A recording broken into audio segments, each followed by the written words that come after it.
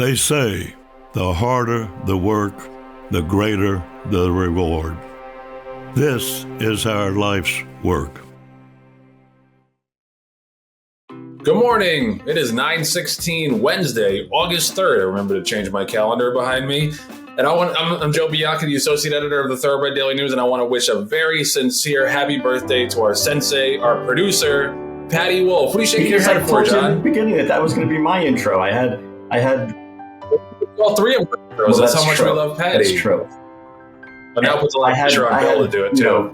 Sparkly, candles in light of Patty's birthday and everything. So anyway, Bill, I'm gonna jump in because my candle's gonna burn pretty soon. But Jonathan Green, General Manager of DJ Stable, I want to welcome Joe Bianca back from his vacation. Remind everybody that we have our 150th show coming up in a couple of weeks, so we're going to have some great guests on that. And also to wish happy birthday to Patty. And now Bill will sing happy birthday.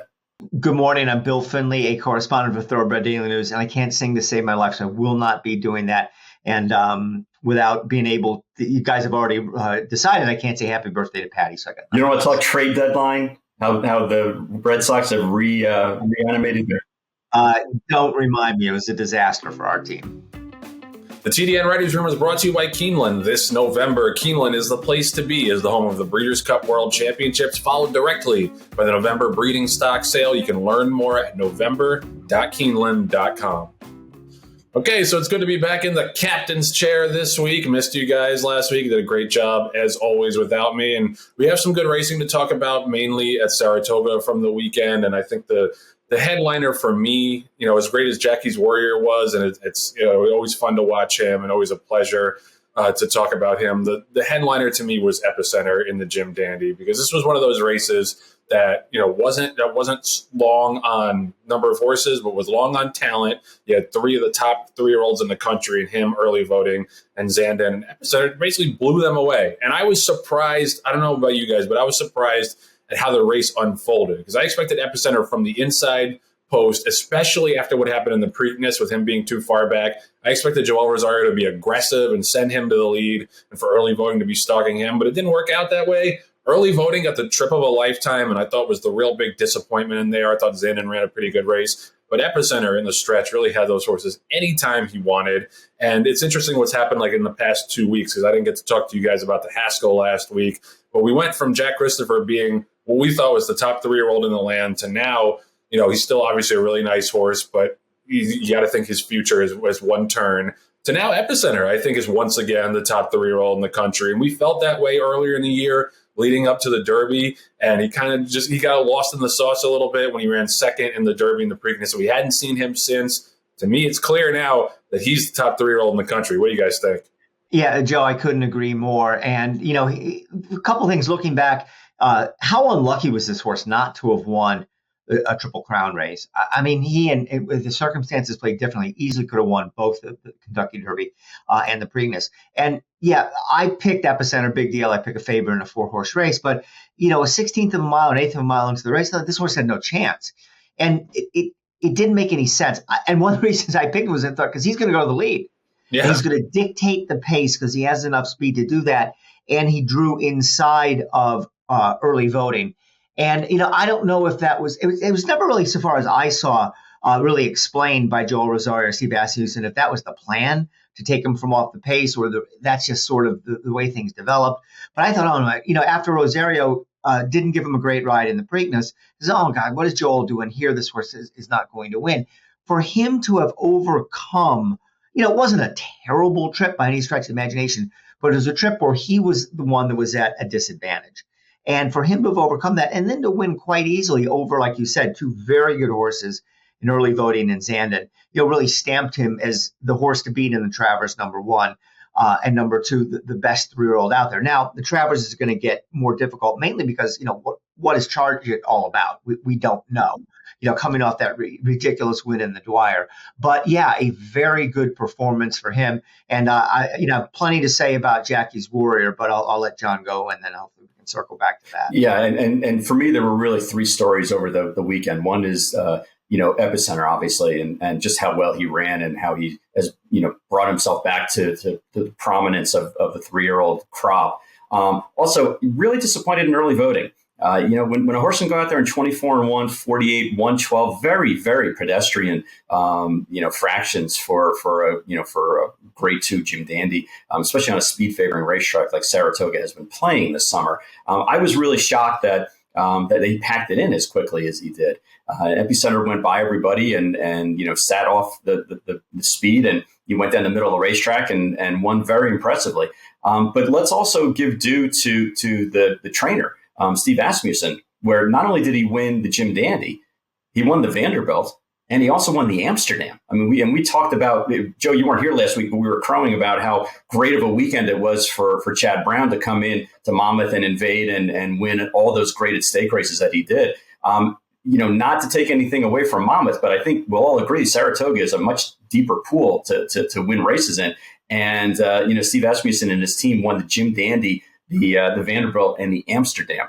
To me, that is a story unto itself. We'll talk about Jackie's Warrior because, as far as I'm concerned, that race, Jackie's Warrior's race, was the race where you go, wow. And granted, he was, 1-5. I mean, that's the way he's supposed to win a race. But how awesome is that horse? And just setting up for the Jack versus Jack or Jack versus Jackie, sprint Breeders' Cup race. I mean, that is going to be like an Ali Frazier type race. It's really going to be exciting to see those two heavyweights run for the Breeders' Cup for all the money for the title of championship sprinter. So for me, it was Epicenter, Jackie's Warrior, and Asmussen et al. On his team. They all deserve kudos for this weekend's performances. Are we sure that Jack Christopher is going to be pointed to the sprint? Because nobody said as much, Joe. I think they've only committed to the Alan Jerkins, but what other option would they have? I mean, if the Breeders' Cup dirt mile around one turn, I think that would be a major option. But around two turns, I don't know that. And this is just me saying this. I don't think that's what they would go for. I would assume yes, he's going to go for the sprint. Yeah, I've seen horses that I thought were going to go in the sprint before instead opt for the somewhat easier spot in the dirt mile. But yeah, I mean, I obviously would love to see that matchup. Jackie's Warrior is just he's so devastating every single time he runs. And listen, people are going to complain that wasn't a legitimate grade 1 field. But that's what happens when you have a horse who is so dominant the way he is. You're going to scare away the competition. And that was the easiest grade 1 win you'll ever see in your life. He just galloped around the track. And I was saying on Twitter, I remember the last time I've seen a grade 1 won without the jockey moving his hands once. And someone corrected me and they said, Joel did move his hands once to tip him outside. Just a little nudge to tip him outside of the pace setter early on. And that was all it took. He did everything else himself. It was the definition of a public workout. And it's great to watch him. And I always shout him out, but I got to shout out Kirk Robinson and Judy Robinson for bringing him back as a 4-year-old, because we complain a lot on this show about horses getting retired after the 3-year-old season. And, they run 4 times and they're whisked off to the breeding shed. Got to give credit when the opposite happens and the owners and the connections bring a horse back who everybody loves to see, bring a champion back and, have him strut his stuff in front of the Saratoga grandstand. It was a real special performance and a 105 buyer. So, I mean, in general, I don't love when people say, well, this horse could have won by so much more. Well, you don't know that. In this case, this horse obviously could have won by so much more than that. Could have gotten a 110-plus buyer and won by 6-7 lengths if he wanted to. And, he's probably going to win the forego. And the question now becomes, how legitimate of a horse of the year candidate is he? And there was some discussion about that on Twitter after the race. And, I think a lot depends. We got the Whitney coming up this Saturday that we're going to preview later. A lot of it depends who wins that race, how impressively, what that horse does the rest of the year. But I would say right now, at this moment, on August 3rd, Jackie's Warrior's got the most impressive resume of any horse in the country right now to be horse of the year. I'm curious to hear what you guys say about that. But I just wanted to mention the Amsterdam real quick, too, because John talked about what a big weekend it was for Steve Asmussen. Gunite's a little bit of an underappreciated horse, I think. He had a really nice 2-year-old season, fell off a little bit later in the year, and then early this year last race he had a second that I thought, he was a little bit better than it looked. I thought Creative ran a really good race too for Chad Brown. I think he's a really nice horse. We'll probably see those two in the Alan Jerkins again. Corniche was a big disappointment. Apparently he tore his frog off in that race, so he's going to need some recovery from that. It was a ridiculous underlay no matter what. So he's the kind of horse who needs to kind of regain some of that past magic, and we'll see if he can ever do it. But yeah, I just wanted to mention Gunite too, because he's super game. That was, I thought the Chad horse was going to run by him for basically the entire last furlong, and he couldn't do it. So shout out to Gunite and Gunrunner, obviously still producing these monster horses. But what do you guys think about Jackie's Warrior? Do you think he has a legitimate horse of the year chance? Yeah, I mean, a couple of points. I'll start with that. For what it's worth, in the NTRA poll, I'm a voter. I voted for him second this week behind Flightline.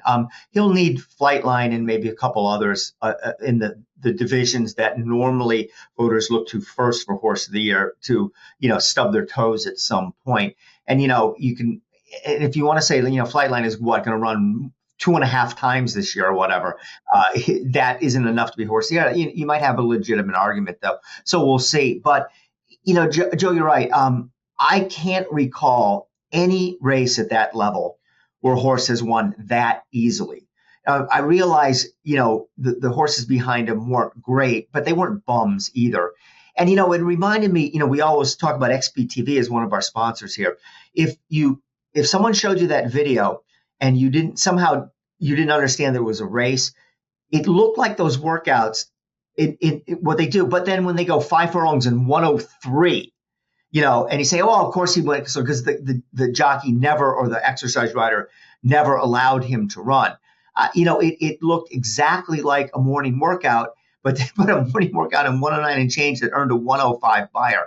I mean, it was an absolutely sensational race on his part. And yeah, I mean, if the racing season ended today, would I vote for horse of the year? Maybe I would, but we're going to have to see what happens throughout the rest of the year. But yeah, it's great to have this horse back. And I think when it's all said and done, this might be the race from Sarah, depending on what happens in the Whitney and Travers, of course, but this might be turn out to be the most memorable race of the meet. Let me just give you a hypothetical that probably won't happen, but let's just play it out. Let's say that Nest runs in the Travers and wins. And then Ness runs in the Distaff and wins.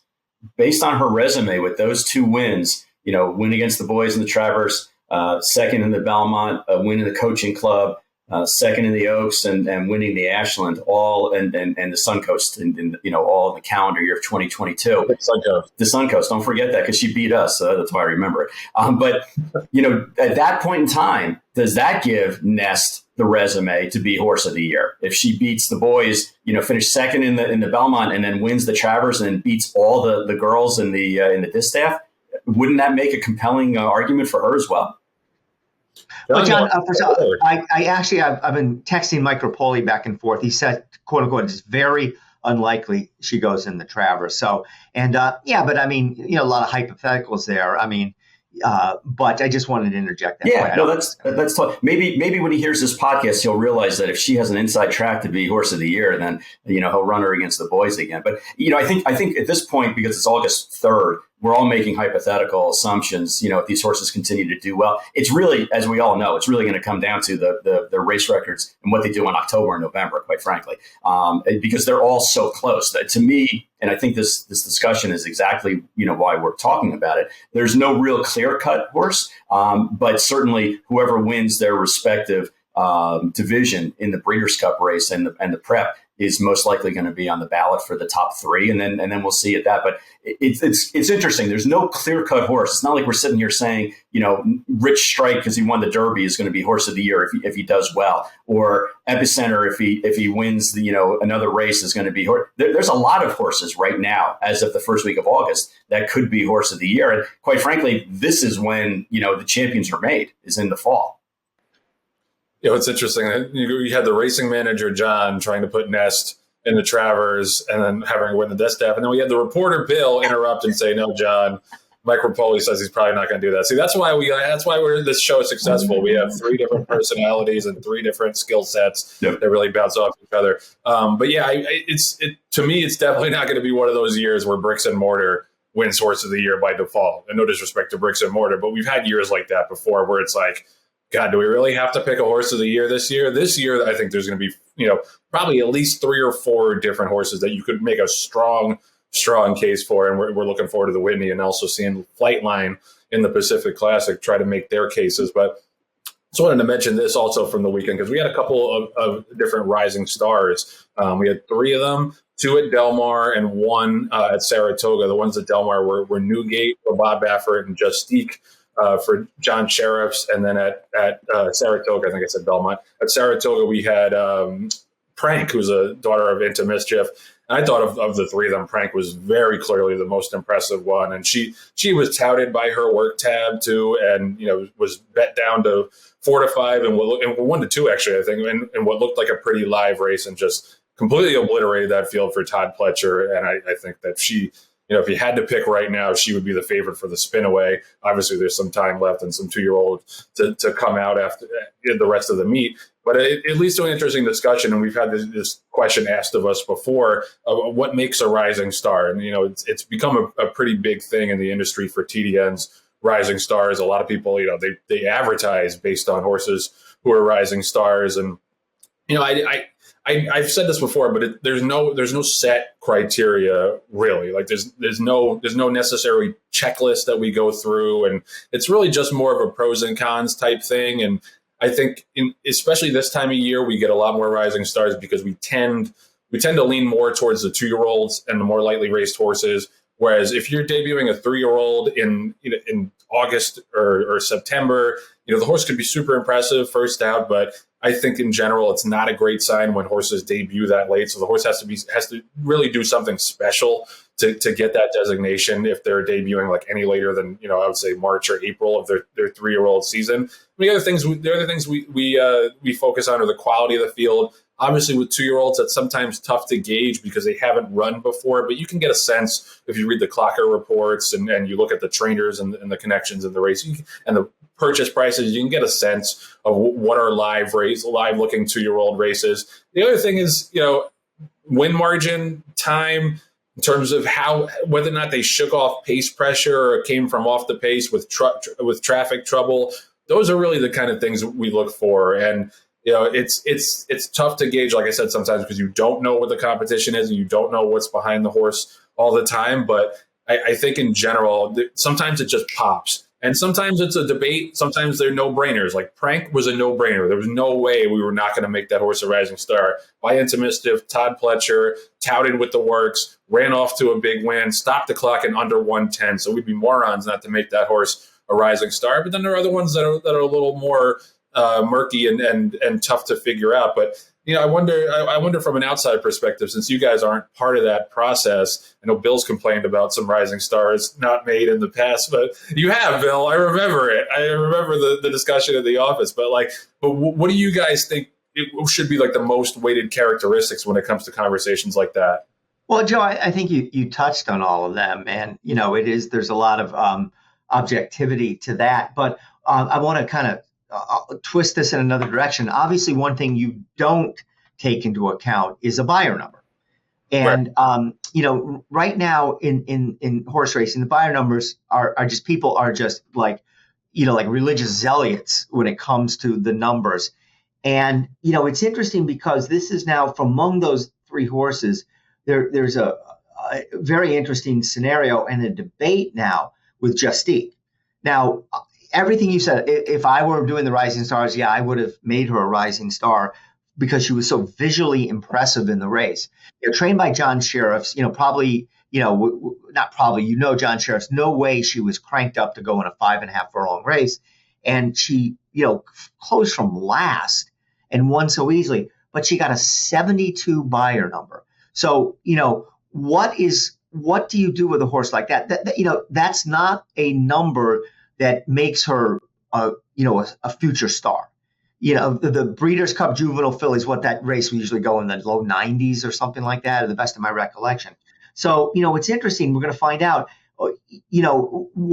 how relevant those numbers were. And I do find that I think the hardest numbers to make, or the ones that are the worst harbingers of future success, are 2-year-old maiden races. I think it's very hard for them to make the numbers. And I've seen plenty of horses that broke their maidens impressively, did not get good numbers, and came back and were successful. So I think this horse will be fine. But, I think in some respects, it's good that you don't take those numbers into account, Because if you did, it'd just be, okay, this horse, 2-year-old first-time starter, paid $28 and is trained by, a second-tier trainer. Oh, but he got a 90 buyer number. We'll make it a rising star. So, I just thought that was sort of an interesting twist on this because, how good is Justique? Well, right now, from the buyer number, not a superstar. Other factors tell you otherwise. And because the process is subjective, it's a little difficult to quantify it. And I know you guys have to use the eye test as probably the most prominent thing. Because if it was just based on breeding, then you wouldn't have a majority of horses even eligible for it, to be a rising star. And if it was just horses that were with super trainers, again, you would carve out the majority of horses that run on a day-to-day basis. So I know that the process has to be difficult for you guys as far as, trying to spotlight who the up-and-comers are, because really the rising star in essence is you're trying to project a horse that's going to continue to do well. It's not just this horse ran really well going 5/8 of a mile, or this horse won really impressively going 5.5. I think, I don't put words in your mouth, Joe, but I think the whole premise of the rising star is that these are horses that we feel have a promising future going further in their career and going longer, hopefully in distance. And I think that's why some of the pedigrees get discounted immediately and some of the racetracks get discounted immediately. I don't remember the last time there was a rising star at Woodbine or some of the other smaller racetracks, for example, that may have had impressive winners, but the field competition wasn't as good, or the time wasn't as good, or they're kind of from they were a $5,000 yearling purchase. So I think all those factors kind of go into it. I would love to see it if it was more blind in the sense of, you don't look at pedigree, you don't look at where the horse is coming from. But I think that's impossible because we all know all the information, and that's not realistic. The thing with Justique that I thought was most impressive was the way that she came down the lane, and Espinosa really didn't move his hands, but at the end there's a picture that will show at the end when the horse hits the wire, he actually accidentally drops the whip, and it almost looks like it's a mic drop. Yep, that was it. End of story. I don't need to say anything else because she was so good. But this weekend in particular, I thought it was really interesting that, normally for 2-year-old races, if a horse has experience, they usually have an advantage over the other horses. In Justique's race, the top 3 finishers were all first-time starters. In Prank's race, the top 6 finishers were first-time starters. So what you're seeing now is some of these programs unleashing their top 2-year-olds and unleashing, the dragons in their groups. And to me, that's going to be really exciting, and it's going to be an opportunity for you guys to identify more rising stars. I can't argue with you on Prank and Newgate and Justique, and I think Capture the Flag also, a first-time star. Yeah, and I forgot one too on Sunday, that the Muharar horse, Be Your Best. Be Your Best of Horacio De Paz on the turf. Yeah, so there were 5 horses there, and Be Your Best actually was the one I was going to mention because she's a filly that didn't have any of those boxes checked. She's not from a big outfit. She's not from a big super trainer. She's not well bred. She wasn't an expensive horse, and she ran on the turf. So she really did above and beyond to go ahead and get the mantle of a rising star. But I thought Capture the Flag was an interesting one also because, again, Bill, to your point, that's a quality road colt that ran a 61 buyer, which is not great, but first-time starter, should go longer, and trained by Shug McGahee, who we all know doesn't, crank. We talk about John Sheriff's not cranking on these horses.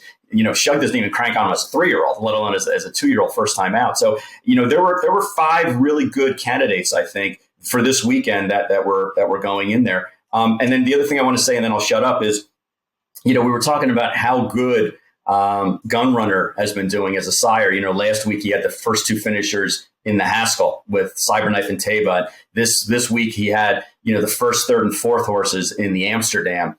I love it that Into Mischief had Prank, who was a rising star, ran a 91 buyer. Newgate, who was ran a one first time out, ran an 80 buyer. And we have Wonder Wheel, who's undefeated in 2 starts, and it's an Into Mischief. It's almost like Gunrunner had the success, and Into Mischief was like, yeah, Gunrunner, you had a really good run, but hold my beer. For sure. I mean, those are the 2 hottest sires in America right now, I would say.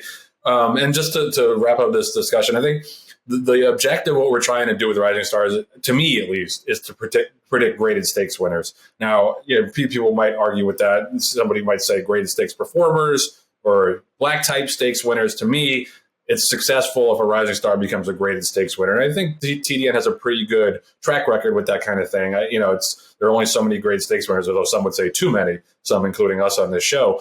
But, it's one of those things where there's so many factors that I wasn't working this weekend. I would not have made Capture the Flag a Rising Star just because of the time. It was like 106 and something, which was not fast for 5.5 furlongs, but he sure looked good, looked the part, big muscle horse. And like you said, Shug is not necessarily known for having horses cranked up to win 5.5 furlong 2-year-old races first out. But, that's a factor too, is factoring trainers and trainer patterns, like you guys say with John Sheriff's. And it works the other way too, like with Wesley Ward's horses sometimes, like, no disrespect to Wesley, but a lot of those horses that pop and win those by a ton at Keeneland don't necessarily go on to do all that much. He's had some, obviously, like Golden Pal and Lady Aurelia, who have become superstars, and those were horses that we identified early. But there are a lot of them that kind of fizzle out over the summer and never really live up to that big first out win. So that's another thing that in the opposite of the horses who debut a little bit too late for us to want to make them Rising Stars, the really, really early ones in April of the 2-year-old season,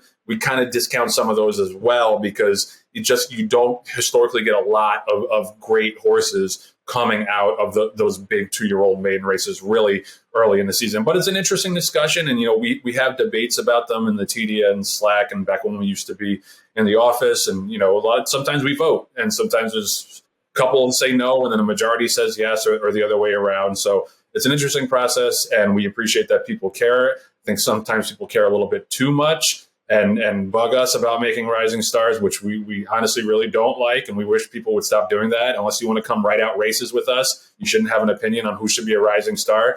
But nevertheless, it is flattering that people really care about that designation. I think it makes us accountable in a way that, because people care about it so much, that we really have a thoughtful discussion and a thoughtful process in terms of making Rising Stars. Joe, can I ask one question about it? Yep.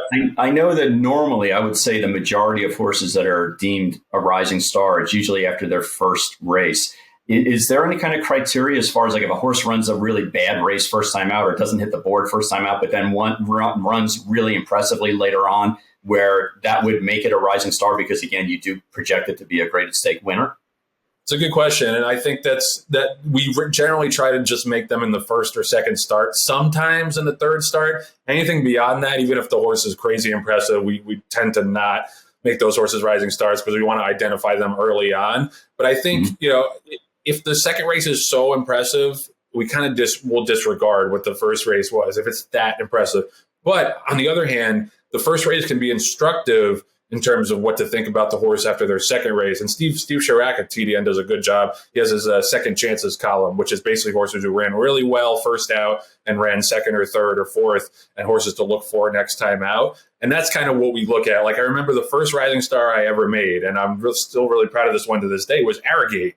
He was the first one that I made the call on. And I remember his first race, he had a troubled trip going 6 furlongs at Los Alamitos and just came flying late and missed and was third. So I had my antennas up for him next time out. And then when he went to the front and won off by like 5.5 lengths, I was like, this horse I think is really good. So, if the first race is so bad, but the second race is so good, we can draw a line through the first race. But also in general, we try to look for those horses who maybe had trouble or maybe just got going too late, but galloped out really well in their first race. And then if they can validate that in their second race, we consider that, as criteria, as positive criteria to make them a Rising Star. Do you get nervous when you make a Rising Star and the next time they run? Are you like nervous as to see how they run, or you don't care? No, I'm only nervous when I don't make John Green's horses Rising Stars and then they come back and win graded stakes next out. That's the only time.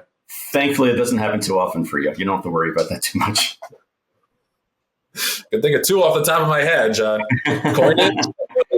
And where did they start? Where did they win?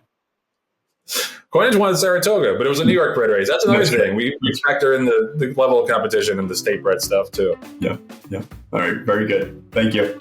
The TDN Writers Room was brought to you by Keeneland. There were grade 1 wins from coast to coast for Keeneland September sales grads last Saturday with Jackie's Warrior in the Vanderbilt and American Theorem in the Bing Crosby, who looked pretty good as well. Also, all 5 contenders in the Jim Dandy were graduates of the 2020 Keeneland September sale. Epicenter, who won impressively, was a $260,000 purchase at Keeneland September for Winchell Thoroughbreds. Your next opportunity awaits at this year's Keeneland September sale, which starts Monday, September 12th, not that far away, less than 6 weeks. So get prepared for that. And Chris McGrath's latest Keeneland Breeder Spotlight, he talks to John O'Meara, who bred several big winners from this summer, headlined by grade 3 quick call winner Big Invasion. O'Meara acquired the colt's 3rd dam back in 2000 for $55,000. You can read the full story at the TDN. It's called Invasion, a big tribute to O'Meara. You should always be reading those stories. We'll be right back after this message from Keeneland. When the thoroughbred world descends upon Lexington this November, there is one place you need to be. The place where history comes alive with every championship victory. He's authentic indeed! The place where the future is built with the fall of a gavel. The place that exists to be the heart of this industry. The center of it all. Home to the November breeding stock sale and 2022 Breeders' Cup, Keeneland. Maximum Security proves he's the real deal with a gate-to-wire win in the Florida Derby. Champion 3-year-old. Maximum Security has won the TVG.com Haskell Invitational. 11 triple-digit buyers. Maximum Security, he smoked them in the Cigar Mile. Grade 1 winning 4-year-old. Maximum Security takes them all the way in the TVG Pacific Classic. Secure your mare's future. Maximum Security. The TDN Writers Room is brought to you by Coolmore. Justify added his 6th winner over the weekend with what we just mentioned, new TDN Rising Star Justique. She's our freshman sire's 2nd TDN Rising Star. Plus, she's a half-sister to Ashford sire Motown. Coolmore sire American Pharaoh got his 4th grade 1 winner of the year. With American Theorem in the Bing Crosby, American Pharaoh now has more grade 1 winners in 2022 than any other North American stallion. And Mendelssohn has sired 3 winners over the past week with Penny Polka at Delaware Park, Miracle at Saratoga, and Quincy Cafe at Laurel. The first crop sire now ranks just behind his studmate Justify with 5 winners already this year. So this week, for the Green Group Guest of the Week, we'll talk to David O'Rourke, who is obviously the CEO of the New York Racing Association. A lot of big news coming out of NYRA these days, not just at Saratoga, but with the announcement that Belmont's fall meet is going to be held at the Big A. So we've talked to David before, always a really smart and insightful guy. Let's talk to David O'Rourke. The Green Group Guest of the Week is sponsored by the Green Group, an accounting, tax, consulting, and advisory firm specializing in the thoroughbred industry. With over 500 clients in the horse business, they have proven strategies to save you taxes. Learn more about how they can help you at www.greenco.com. So we're thrilled to welcome back to the show, fresh off the Whitney draw, NYRA CEO Dave O'Rourke. Thanks for coming on, Dave. Yeah, thanks for having me, everyone. Great to talk to you as always. You know, NYRA made some big news last week announcing that the Belmont Fall Meet will be run at Aqueduct this fall because there's construction going on to have tunnels go to the infield at Belmont. I would talk to you about the Aqueduct thing because I'm such a romantic Aqueduct supporter, but I want to ask about the Belmont infield because that's kind of been one of the big unused spaces in New York racing for a long time. What are the plans? What are the ideas for the infield? Would it be something you only used on Belmont Stakes Day, other festival days? Would there be concerts? What's the idea?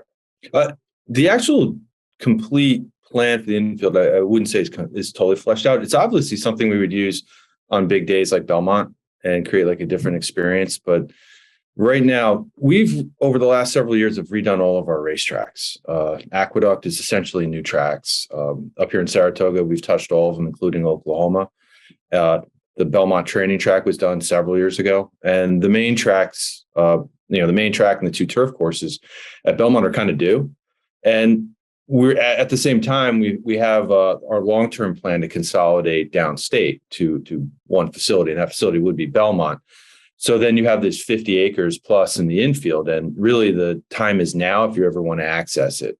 You wouldn't want to redo these tracks and then cut the tunnel, especially the north side tunnel, which is large. It's essentially a commercial tunnel that you could bring tractor trailer through, and right next to it, a pedestrian tunnel. there's a lot of different things. There's potential for parking. There's potential for community like fields. Like it's massive.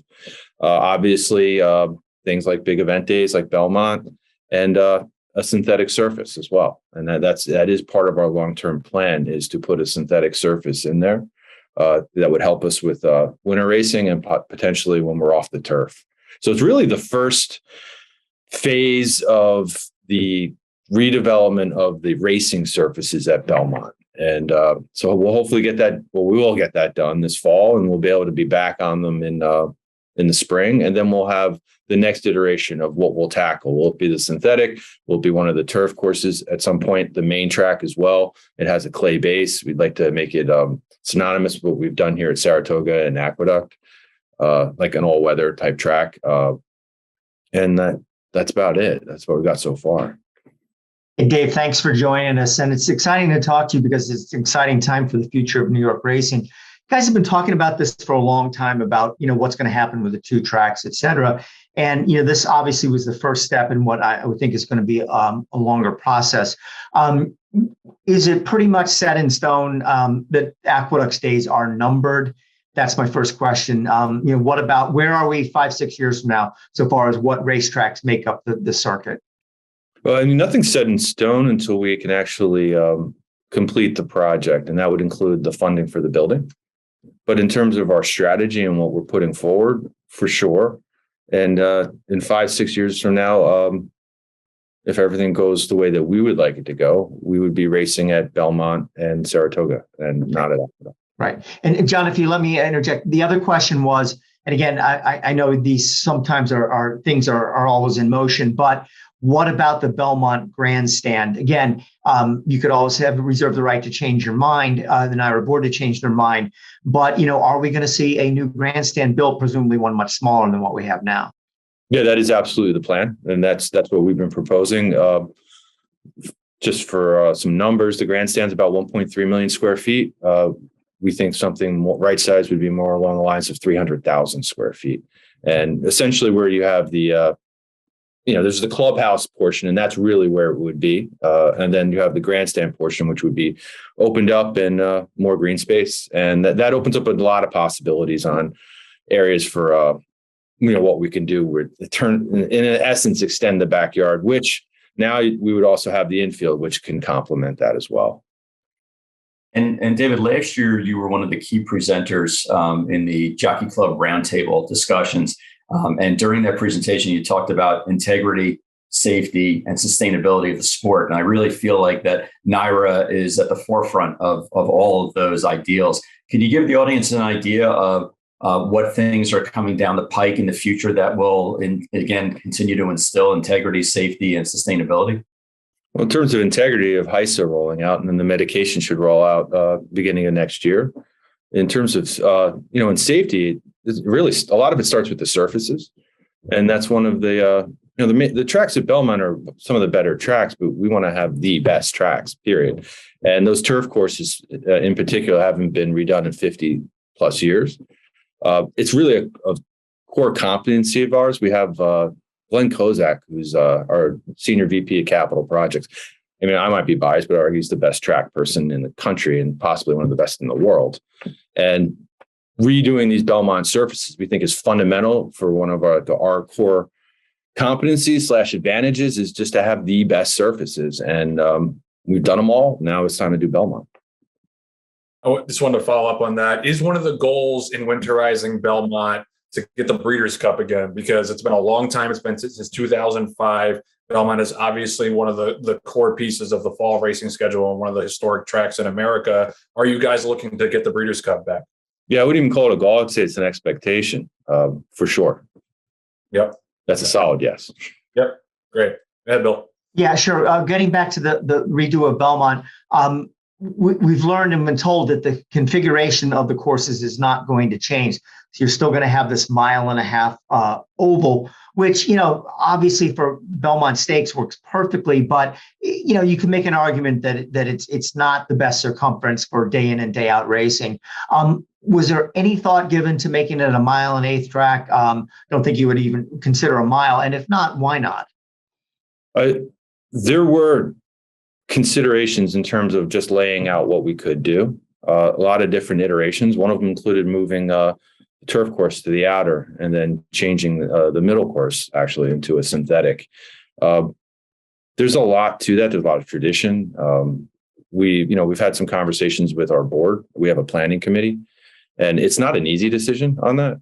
Now, when we do redo the main surface, the 1.5 miles, I believe the goal will be to install it in a way where it could be converted to a synthetic at some point in the future. Because we're trying to make decisions where, in 20 years, 10, 15 years, we wouldn't want to invest a huge amount of money where you really can't pivot off of it.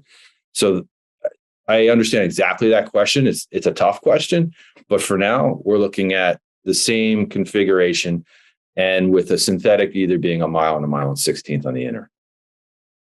David, I want to pivot for a second because obviously you've been a mainstay in NYRA for years, and again, made them one of the best racing circuits in the world. When you sit back and you look at the calendar of races that come up, is there a specific day that you look at and you're like, I'm really going to enjoy watching that day's card? Is it Belmont Day? Is it Whitney Day? Is it Alabama Day? What's your favorite day in racing for NYRA?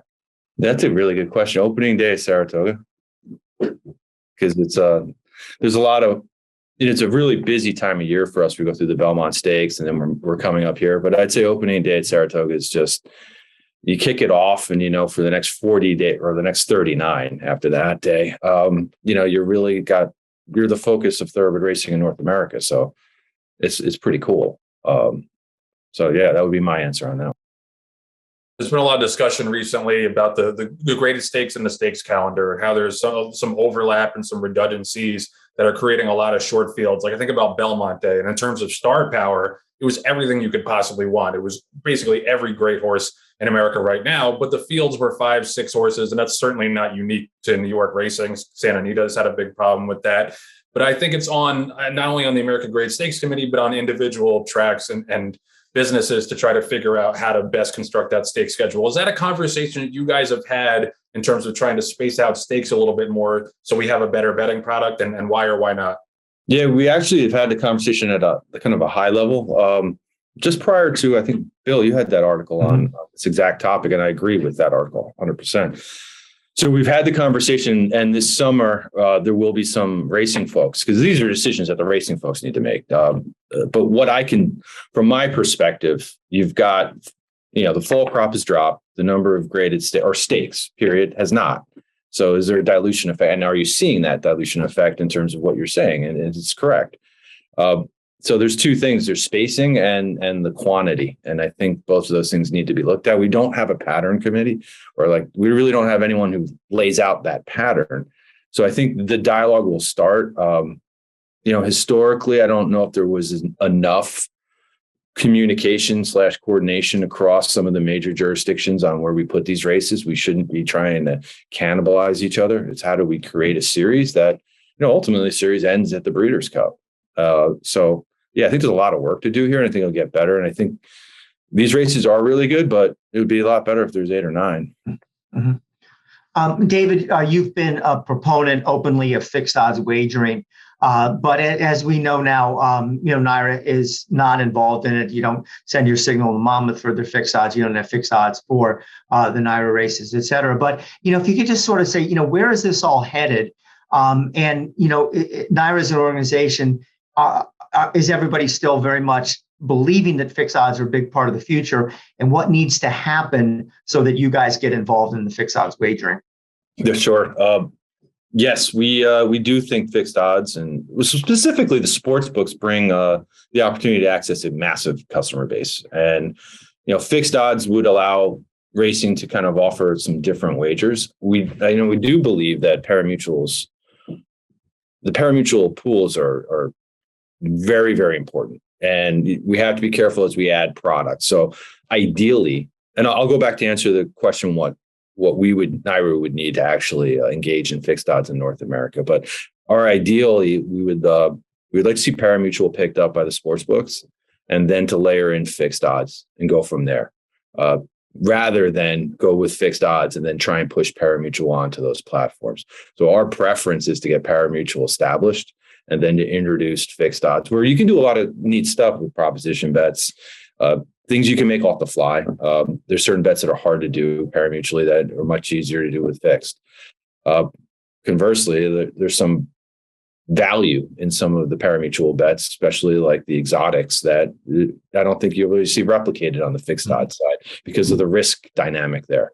For New York, we've actually have requested to allow our content to go into New Jersey, and on a limited basis, it's really win, place, show, I believe.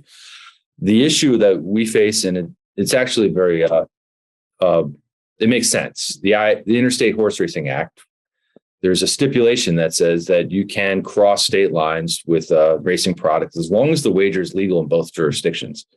At the moment, fixed odds on horse racing is not legal in New York State. So that's what would need to change. We had proposed, I believe Senator Adabo, I think, had a bill. It didn't go through, but we'll come back to that. I don't really think there's that much pushback against it. There's just been so much changing on the wagering, specifically sports betting landscape in New York. I think we just got to wait our turn.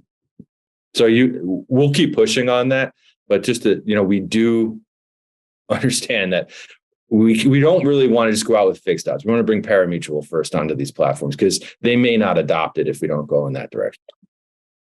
And this is going to be redundant, but you guys have a big stakes weekend coming up this weekend, where you're giving away, over $2.5 million in purses, keyed with two $1 million races.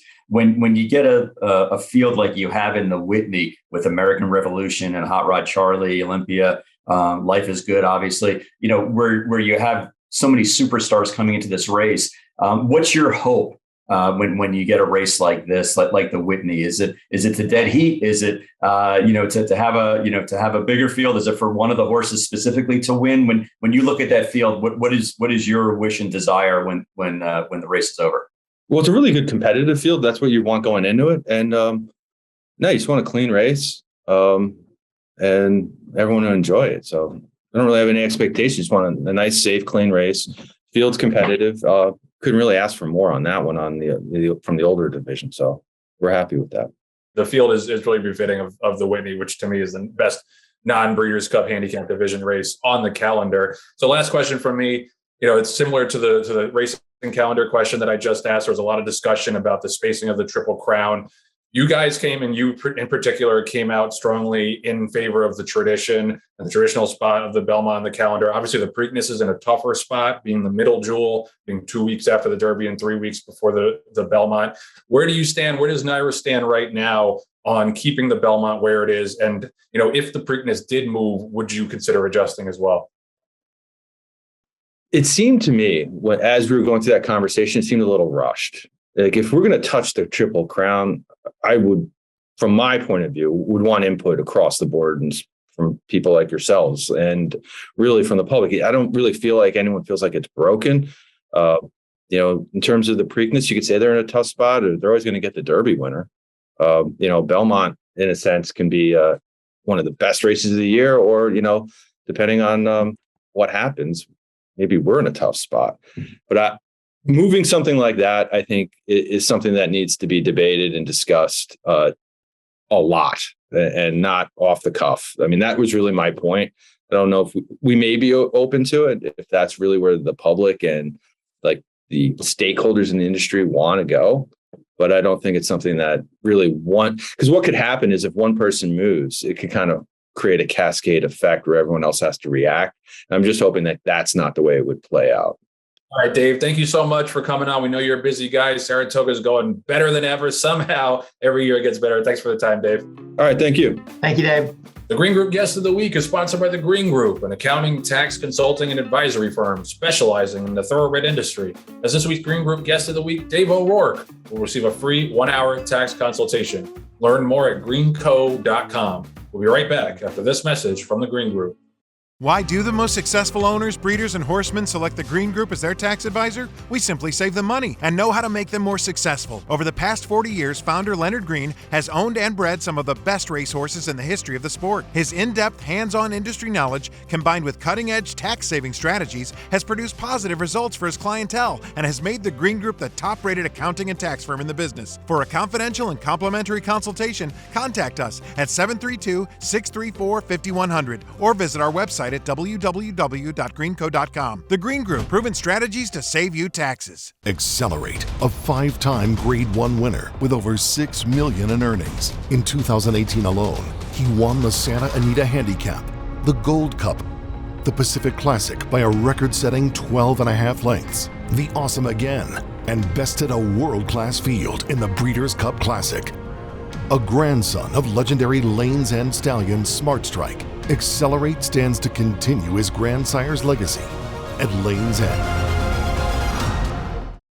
The TDN Writers Room is brought to you by Lanes End. This week's Lanes End Stallion of the Week is Catalina Cruiser, who was one of my favorites when he was running. He was represented this year by his first crop of yearlings. Son of Union Rags had 5 yearlings sell at the Facing-Tipton July sale, headlined by a $100,000 colt out of She's Trouble. He's got 4 yearlings selling next week at the Saratoga sale, including the half-brother to recent Grade 3 Monmouth Oaks winner Shahama, and he'll be represented by another 5 yearlings at the Facing-Tipton New York bred sale, so get in early on those Catalina Cruisers because I think they're going to blow up once they hit the track.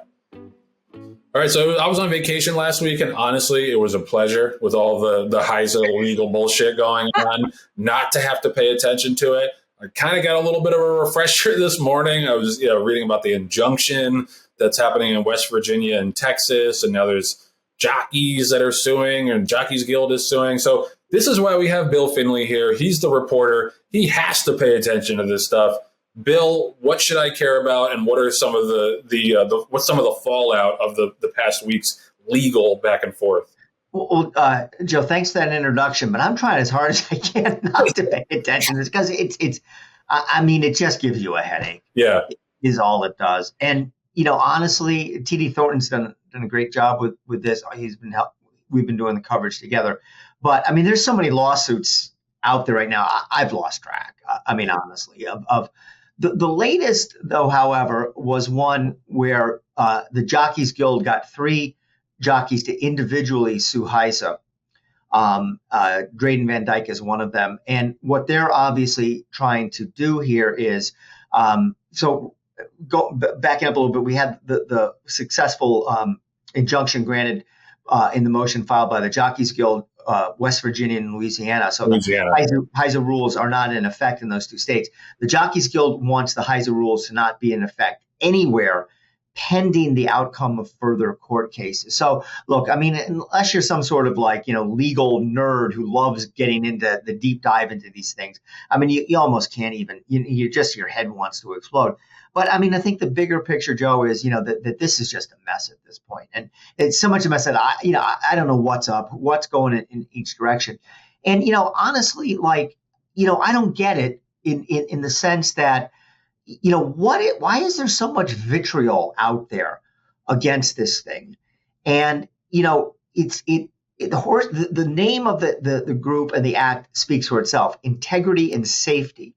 They're trying to make the game safer, and they're trying to, make it more honest. And they're trying to do that under one central authority. And who could be against that? It's pointed out that they're the jockeys are against this.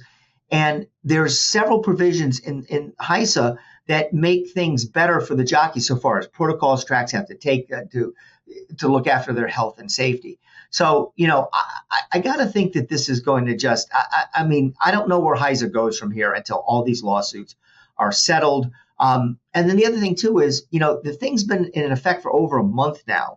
Have anybody noticed any major changes, any disruptions to racing? These guys come out and say, we'll be irreparably harmed by HISA. It's going to, it's just, but what it is, this is horse racing. You try to get together as an industry and do something, and then it just blows up on you. And I can't say I'm surprised. John?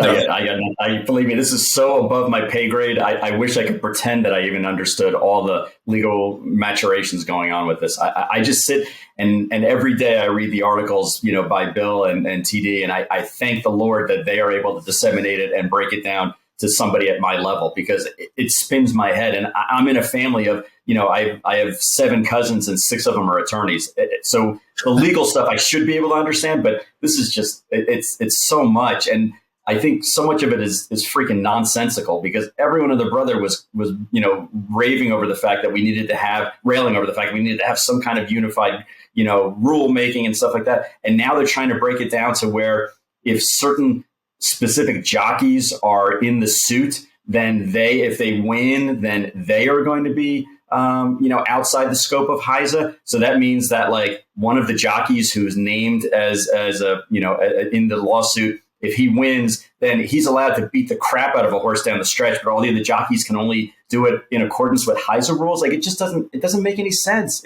I'm like so beside myself. That's why I wasn't even in the comments, because it's so freaking stupid.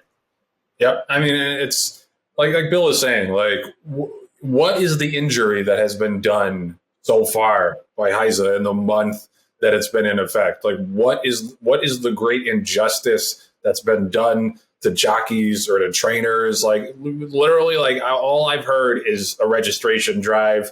We haven't had horses scratched, which was a concern.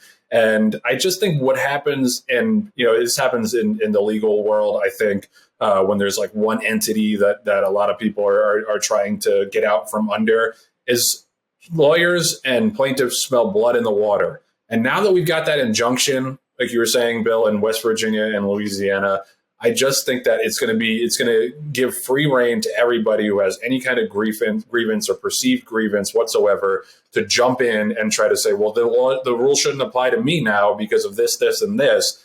And again, like I feel like John a little bit, where it's like above my pay grade, and it's not.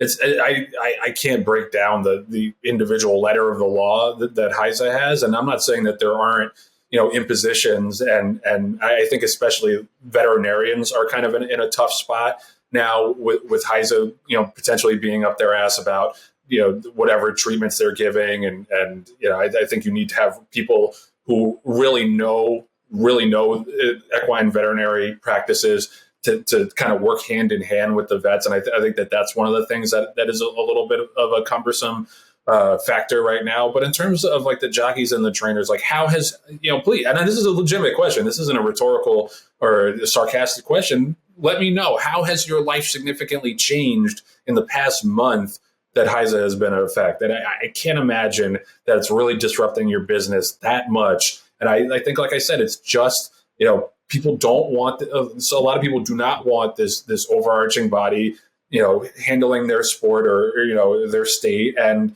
they just will find any kind of legal justification to try to sue to get out from up under it. And it's tiresome. And it the more this goes on, the more lawsuits we get like this, the more I'm just tempted to throw my hands up and be like, well, we tried. We got this bill passed, and we got some people who, theoretically have the best interest of racing, trying to unify everything in this sport, which I think we all agree desperately needs unification. And yet we can't just let it play out. And this would be a different story if it had been going on for a year and there were all these problems and all these fires to put out. Then it's one thing, but we're a month into this and already people can't stand it, and they're trying to flip it over. I just don't get it, how in this industry we talk a good game about getting everything under one roof, and then once we try to do it, there are 5,000 splinter groups who are like, I don't want that, so I'm going to do what I can to stop it. And Joe, let me just add one more thing that is infuriating to me about this. So, people read through the rules and immediately started complaining about medication rules and they don't know what they're talking about, and they should have horsemen in there. And I understand that they should have trainers involved and veterinarians for that matter, involved in the rulemaking, because ultimately they are going to be the stewards that are going to have to carry out the rules, and they're going to know what things can and can't work. Okay. But there was an outcry about, the shoeing issues and that, that they were wrong and that they needed to be updated. Now, we've had these rules in place since July 1st. It is now August 3rd. Let's say it's a month.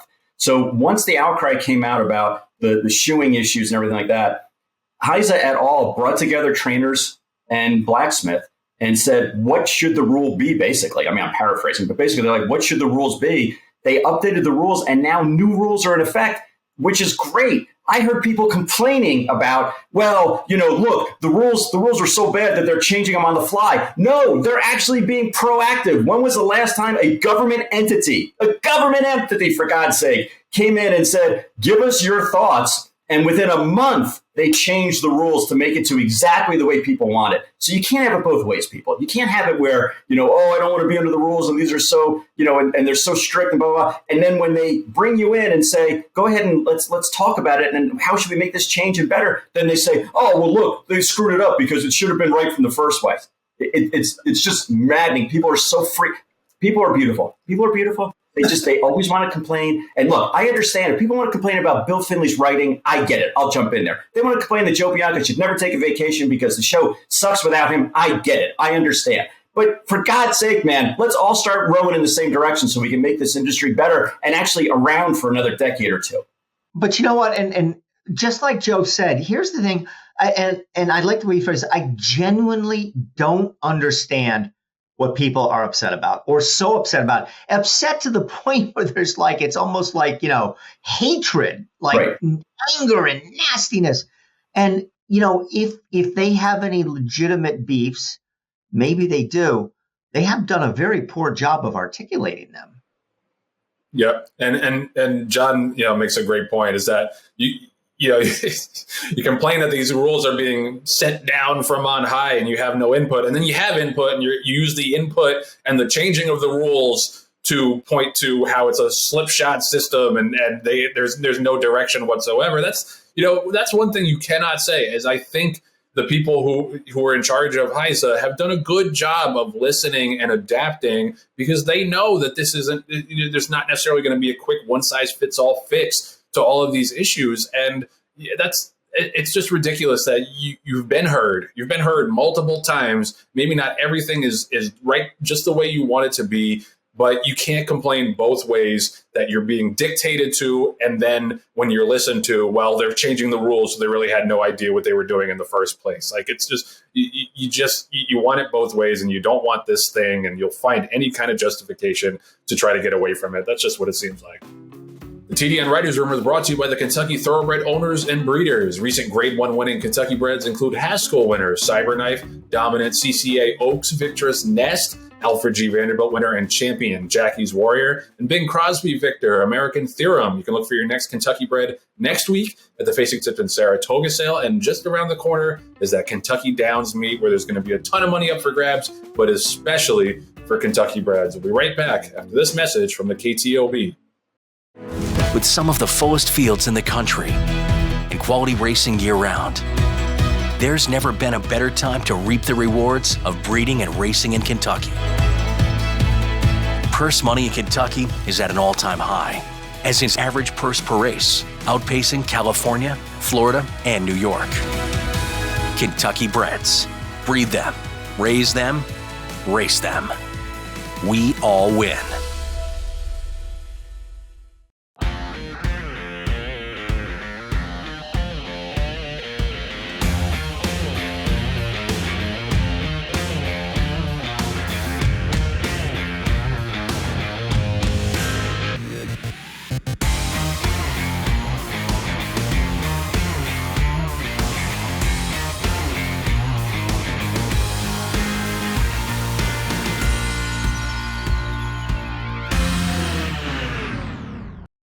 The TDN Writers Room is brought to you by XBTV. This week's XBTV workout of the week is Charge It. We worked 4 furlongs in 49.06 at Saratoga on Saturday, which you can see right now. If you're watching the video version of this podcast, the Todd Pletcher trained son of Tappet was last seen, obviously winning by 23 lengths in the Grade 3 Dwyer Stakes. He's now preparing for a bid in the Travers. And I think those works are going to be especially important for him if you're handicapping because he isn't running between the Dwyer and the Travers. So you really need to get as much intel as you can from those workouts, because he's not going to have that other race to see if he can back that up, because that's the question. Because if he runs back to that race and the Travers stretches out to a mile a quarter and all that, he's going to win. As much as we loved Epicenter over the weekend and he was great, Chargett runs back to that race, he's going to win the Travers, and he's going to be the leading 3-year-old coming out of that race. But there's a lot to be determined between now and then. And a lot of it is going to be based on those workouts. So go to xbtv.com. You can check those out and check out all those 2-year-old works as well. You can see those rising stars before they become rising stars, and then yell at us when they don't become rising stars. All right, so here's this week's weekend preview. Got a lot of good action, both at Del Mar and Saratoga, even a little at West Virginia, which is now no longer under the purview of HISA. I'm sure there'll be a huge, huge difference in the racing and the jockeying this Saturday at West Virginia at Mountaineer, when they have the West Virginia Derby and the Grade 3 West Virginia Governor Stakes and a bunch of other stakes named after government officials for some reason in West Virginia. But the big race that we're all going to have our eyes on, I'm going to do a Better Things later today previewing it with my new Breeders' Cup sponsorship, is the Whitney, the $1 million Whitney. It's a win and you're in for the Breeders' Cup Classic. And it's a race we always look forward to every year. To me, it's pretty clearly the second most important race of the meet at Saratoga. And I think arguably one of, if not the best non-Breeders' Cup handicap division race every single year. I think it's probable that we're only going to get 5 or 6 horses, but I think we're going to get a really star-studded field, headed, of course, by Life is Good and Olympiad. We're waiting for these two to go at it. Life is Good, obviously, is one of the most brilliant horses we've seen, not just this year, but in several years. But Olympiad is more proven. Even though Life is Good had that race in the Pegasus, I do think that Olympiad is a better 2-turn horse. I think he's going to give him a real run for his money. Obviously, we don't have the PPs yet, but a lot is going to be determined based on how loose Life is Good gets on the lead, because I could easily see him pulling a Knicks Go last year and just popping out to the front, coming a little bit wide off the turn and finishing off strong in the stretch. I do think it's a better field this year than last year in the Whitney. We might also have American Revolution, who's another nice Todd Pletcher horse, who was second to Olympiad, and the Stephen Foster, as well as Hot Rod Charlie, who was upset last out at Monmouth, but is obviously still a very nice 4-year-old. Happy Zaver and Zoomer for Mark Cassio, the other ones that I'm seeing on the probables. A couple other races to talk about, but let's get some thoughts on the Whitney from Bill and John. Yeah, I mean, one of the themes of the Saratoga meet and NYRA racing in general is these small fields and stakes races. But you know what? If you have a small field, it makes up a big difference, and it makes things so much more palatable if you have all these big stars in these races, and that's what we're getting here. Life is Good will be the favorite. Will you agree, Joe? Life is Good will be the favorite over Olympiad? Yes. Okay, yeah, he'll be the favorite in there, but I'm more interested in what Olympiad does, because he's the horse more so than anybody else in here where we're going to find out something about him. And as great as he has been, and he has been very good, he's never won a Grade 1 race, and he's only run in one Grade 1 his entire career, which is the Cigar Mile last year, where he ran 4th. So, Bill Mott's putting him in the spot where he belongs, and he's going to get a test. And, come late Saturday afternoon, early evening, we're going to have a lot of questions answered about him, and maybe some questions answered as well about Life is Good, because as good as he's been, this is the best field he's ever faced. Even though he beat Knicks Go in the Pegasus, I think the overall depth of this field probably tops the Pegasus. So it's going to be a really exciting race. Hot Rod Charlie is interesting to me too. I mean, this is a horse that's always kind of flown under the radar, and it's hard to get excited about a horse that got beaten in the Grade 3 Salvatore Mile at Monmouth, but he's a better horse than that. I'm sure that Doug O'Neill didn't have him all cranked up for that. But yeah, it should be a really, really good race. And all along, I think we've been asking the question, how good is Olympiad? We're going to get an answer. Yeah, how good is this race potentially from a field standpoint, that we're talking about Hot Rod Charlie, who all he did was he's made $5 million and basically has danced every dance. He's the 4th horse we're talking about in a 6-horse field, a projected 6-horse field. That's how good of an overall group this is. All the current probables in the race, their last race either finished 1st or 2nd. So they're all coming in. Not only are they good horses, really good horses, but they're all coming in on an upswing where either they finished 1st or 2nd in their respective previous race. That's why you have these, races like this. This is a legitimate Grade 1. This is a race that, that we have on our calendar that every year, people are pointing towards, not only because of the prestige and stature of the Whitney itself and the fact that it's a Grade 1 at Saratoga, but it's a win you're in. I mean, if you win this race, it doesn't matter what you do from now until November. You are automatically given a berth in the Breeders' Cup Classic in the richest race here in the States. So to me, this is going to be a small field, but a very powerful field, top to bottom. And it's going to be a great betting race, even though it's only 6 horses. And Joe, I know you're going to talk about this in your show, so we'll cross pollinate, a little bit about that.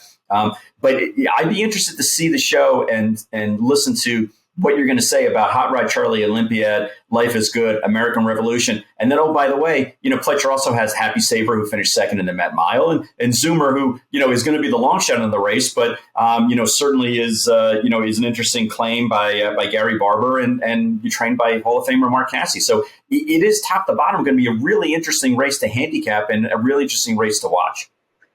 Well, and like we were saying before, I think we're going to have more answers after this race about the Horse of the Year discussion.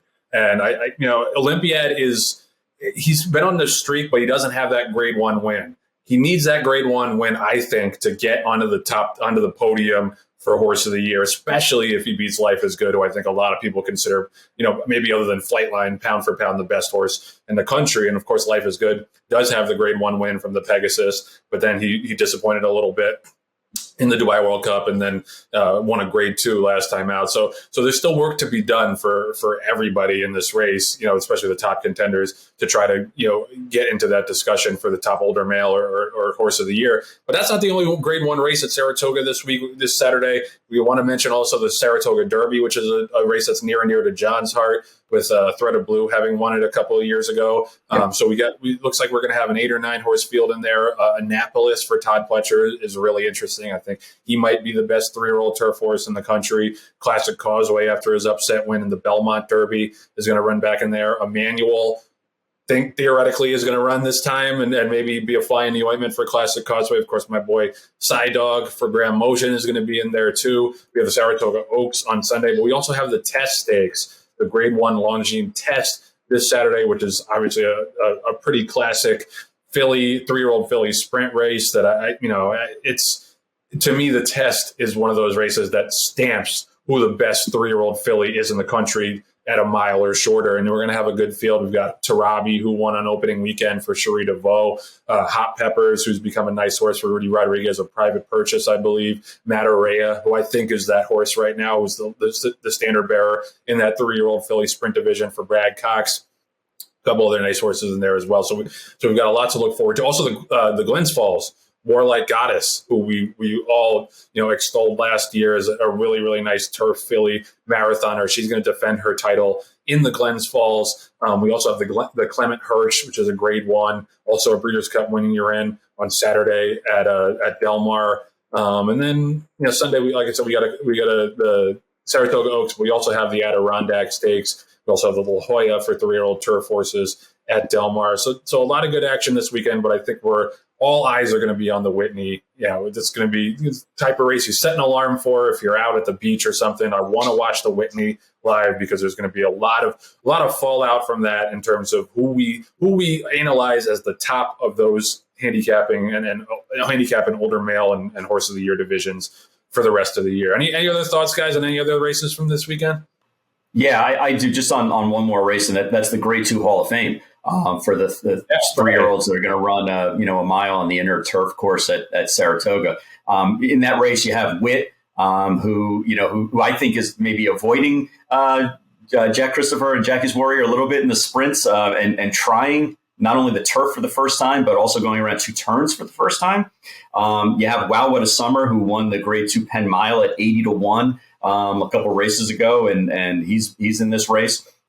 Stolen Base, who won the American Turf, Grade 2. And then on the outside is the outside, not outside looking in, but the outside post position is Tiz the Bomb, who's returning to the turf after trying to make it in the Derby campaign and run on the Poly and run in the Kentucky Derby. And, oh, by the way, all he's done is, run the turf 4 times. He's got 2 wins in a second, including the Grade 2 Bourbon. So, to me, that's going to be an interesting betting race also, because you have 9 entries, 66 career starts between, all 9 entries. But only one of them has ever set foot on the turf at Saratoga. So they're all trying something new, which is going to be really interesting to see just how this all plays out. Thanks to John for bringing that up, because there are 2 really interesting races on Friday, 2 great stakes races, the Hall of Fame. Obviously, the Hall of Fame induction ceremony is Friday morning.